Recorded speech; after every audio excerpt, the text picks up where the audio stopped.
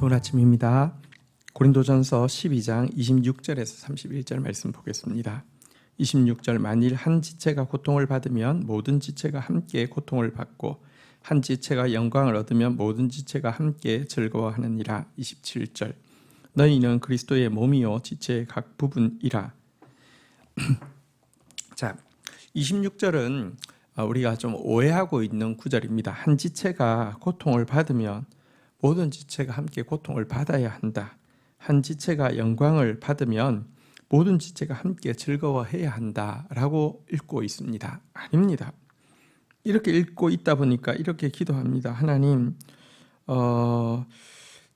다른 지체가 고통받고 있는데 나도 고통받는 마음을 좀 주십시오. 하나님, 다른 지체가 기쁨을 얻는데 배 아파하지 않고 함께 기뻐할 수 있는 너그러운 마음을 주십시오. 이렇게 간구하고 있는데 사실은 이것은 그렇게 하라는 이렇게 그 의무를 주는 구절이 아니라 그렇게 되어 있다는 영적인 법칙을 알려주는 구절입니다. 사실 우리는 그리스도 안에서 한 몸입니다. 한 몸 안에서 이루어지는 실질적인 일이 바로 이것입니다. 한번 생각해 보십시오. 손끝에 조그만 상처만 나도요, 온 몸이 함께 막 괴롭고요, 몸살 난 것 같고요, 또 온 몸이 함께 달라들어서 요거를 치료하기 위해서 뭐 이렇게 입은 부르기도 하고요, 이게 나머지 손은 약을 바르기도 하고요, 발은 안 되면 병원으로 뛰어가기도 하고 이렇지 않습니까? 몸은 한 지체가 고통받으면 함께 고통받게 되어 있습니다. 한 지체가 영광을 얻으면, 예를 들어 한 지체가 입이 음식을 먹으면 여러분 왜 입만 맛있는 거 주냐고 몸의 다른 기관들이 하나도 원망하지 않습니다. 왜냐하면 거기서 먹은 것이 몸 전체에다가 아주 그냥 활력과 에너지를 주기 때문에 그렇습니다. 마찬가지로 그리스도 안에서요, 누군가 무겁고 고통이 있다고 하면 영양이 다 흐르게 돼 있고요, 누군가 기쁨과 생기가 있다고 하면 또 그 영양도 흐르게 되어 있다는 것입니다. 이 교통의 비밀을 분명히 알고 있는 것은 굉장히 중요합니다. 사실 그런데 우리가 실질적으로는 잘 못 느낄 때가 많죠. 왜 그럴까요? 우리가 형제의 고통과 형제의 기쁨을 같이 못 누리는 이유는요, 우리 안에 죄가 역사하고 있기 때문입니다. 죄의 핵심, 자기중심, 이기심은 마치 마취제와 같아서 우리 몸을 얼얼하게 해서요, 그 감각을 잘 못 느끼게 만드는 것입니다. 또 여러분, 건강한 몸은 딱 그 몸이 이렇게 뭔가 부작용이 있으면 금방 알아차는데요, 몸이 항상 찌뿌둥한 사람은, 예를 들면 내게 어떤 질병이 들어와도요, 언제나 찌뿌둥했기 때문에 그 자각이 굉장히 늦어지지 않습니까? 마찬가지입니다. 나 개인이 이기심에 마취제에 마취되어 있거나 우리 공동체가 영적으로 건강하지 못하면요, 지체의 고통도 잘 느껴지지 않고 지체의 기쁨도 나의 기쁨처럼 잘 전달이 되지 않는 것입니다. 그러나 여러분, 그러면 그냥 그렇게 있으면 되는 것입니까? 아닙니다. 여러분, 몸이 항상 마취되어 있는 상태면 무슨 일을 할 수 있겠습니까? 몸이 항상 찌뿌둥하면 어떻게 힘있게 이렇게 살아갈 수 있겠습니까? 반드시 이 죄악의 이기심을 떨쳐버리고 반드시 우리의 건강하지 못함을 떨쳐버리고 느끼든 못 느끼든 우리는 그리스도의 몸이 되었고 지체의 각 부분과 연결되어 있는 이 교통의 비밀을 알고 누리고 더 힘있게 누리는, 마치 몸에 막 피가 막 쌩쌩 돌고 이렇게 신경이 쌩쌩하게 막 돌는 것처럼 그렇게 느끼는 상태가 되기를 사모해야 되는 것입니다. 28절 하나님이 교회 중에 몇을 세우셨으니 첫째는 사도요, 둘째는 선지자요, 셋째는 교사요, 그 다음은 능력을 행하는 자요, 그 다음은 병을 고치는 자요, 서로 돕는 것과 다스리는 것과 각종 방언을 말하는 것이라. 바울은 이제 또 그 하나님께서 몸된 교회를 위해서 세우신 다양한 직분들에 대해서도 소개하고 있습니다. 교회 중에는 보면 일단 첫째 사도가 있다 이렇게 이야기하고 있습니다. 사도는 보내심을 받은 자라는 뜻인데요. 초대교회에서는 12 제자와 또 바울이 사도가 되었죠. 교회를 세우는 사명자로 세워졌습니다. 오늘날 교회에서도요, 하나님께서는 교회를 세우는 사명자로서 담임 목사를 세우고 사용하고 있습니다. 또 이어서 선지자라는 직분이 있습니다. 선지자는 하나님의 말씀을 받아서 대언하는 사람을 이야기하죠. 오늘 교회에 또 담임 목사를 비롯해서 또 하나님의 말씀을 받아서 대언하는 말씀 사역자들이 이 선지자의 역할을 하고 있다라고 이야기할 수 있습니다. 이어서 또 교사가 나옵니다.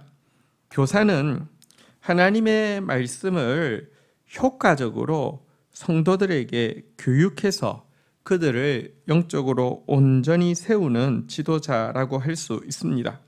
사실은 선지자가 하는 말씀의 사역, 이 캐리그마, 하늘로부터 각 영혼에게 내려 꽂히는 말씀의 사역과 이 교사가 하는 이 진리를 가르치는 사역, 디다케, 이것은 다른 것입니다. 여러분, 우리가 언제나 교육을 받아야 하지만 말씀을 통하여서 계속 교육을 받고 훈련을 받고 해야 되지만 요거는요 일상적으로 할 수 있는데 이 설교를 통한 하나님의 계시는요 우리 각자의 상황 가운데 바로 하나님께서 지금 말씀하시고 또 말씀하시되 수술하는 검처럼 임하는 그런 시간입니다. 그래서 사실은 교사의 사역과 또 선지자의 사역, 또 말씀 선포와 성경 공부는 사실은 좀 역할이 다른 것입니다.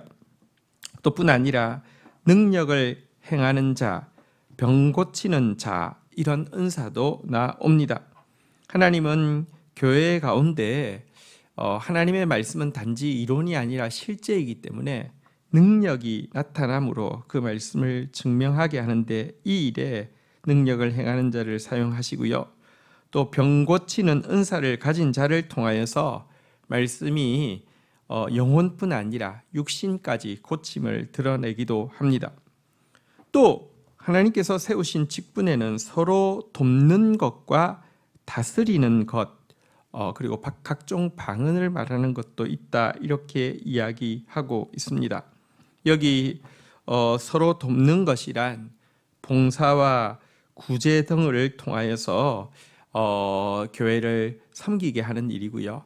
초대교회에서 봉사와 구제는 집사의 고유한 직분이었습니다. 그래서 사실 오늘날 우리 교회에도 집사가 있는데 집사가 해야 되는 제일 중요한 일이 무엇이냐? 봉사와 구제입니다. 이것이 집사의 직분을 주신 제일 중요한 이유입니다. 또 다스리는 것이라는 직분이 있습니다. 여기 다스린다는 것은요, 이제 교회가 그리스도의 몸인 교회가 세워짐에 있어서 행정적인 부분이 있습니다. 이 전체가 잘 돌아가게 하는 행정적인 부분을 감당하는 직분을 다스리는 자라고 이야기하고요.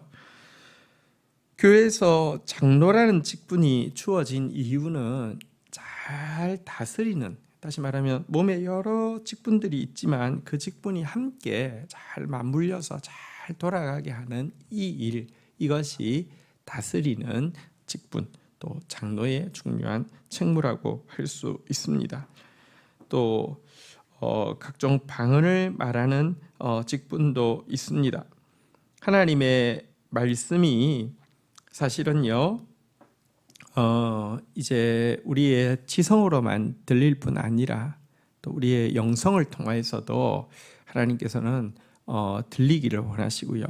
하나님의 말씀 앞에 우리가 지성으로만 반응해서 되는 것이 아니라 우리가 영으로도 반응해야 하는데요.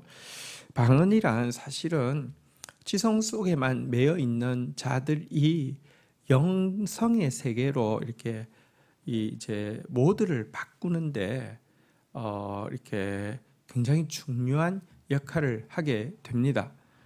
지성의 세계만을 믿는 사람에게 방언의 체험은요, 굉장히 뭐랄까요?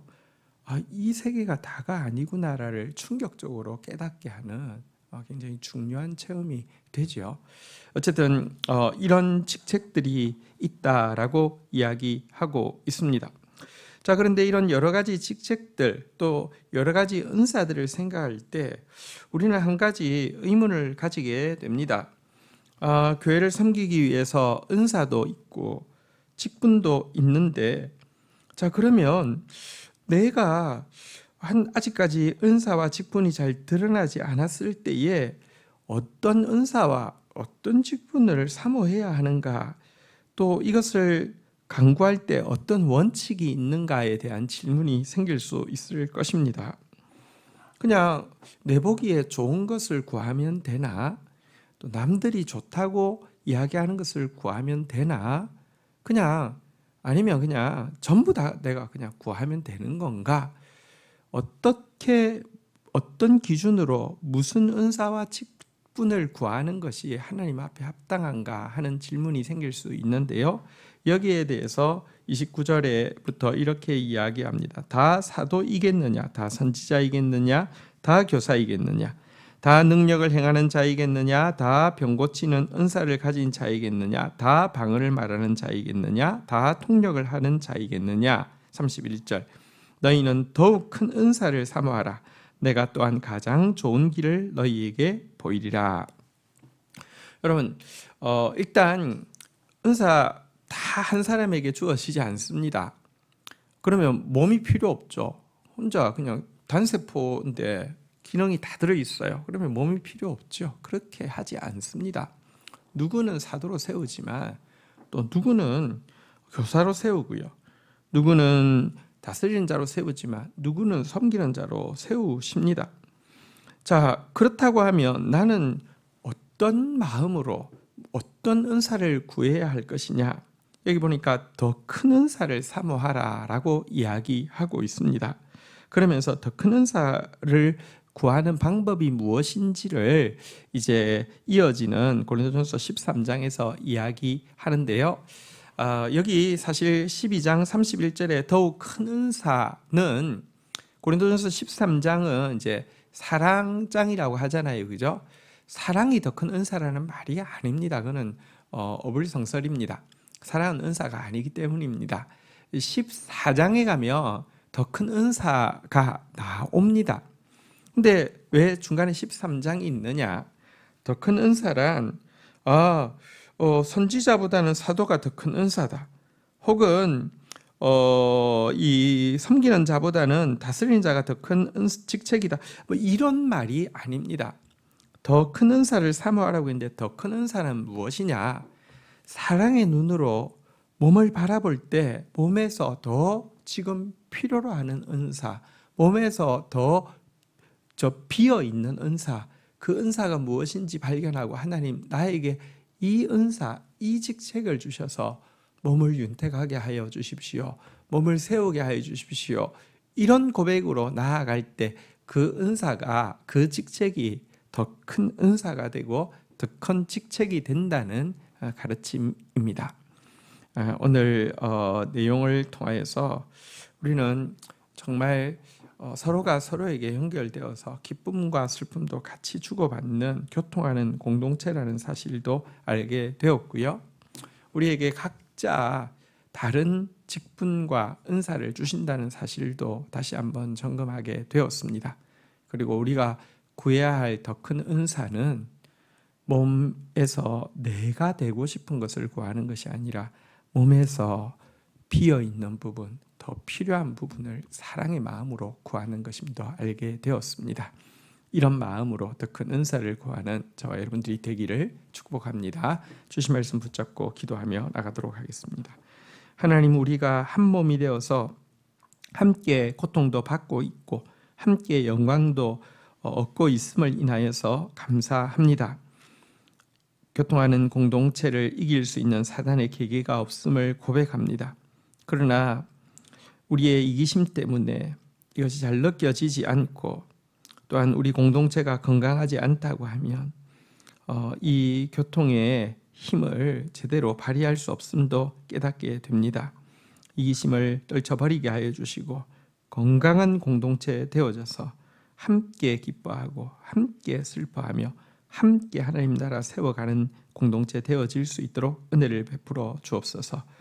교회를 세우기 위해서 소중한 직책들을 허락하여 주시고 함께 교회를 세워가게 해주심을 인하여서 감사합니다.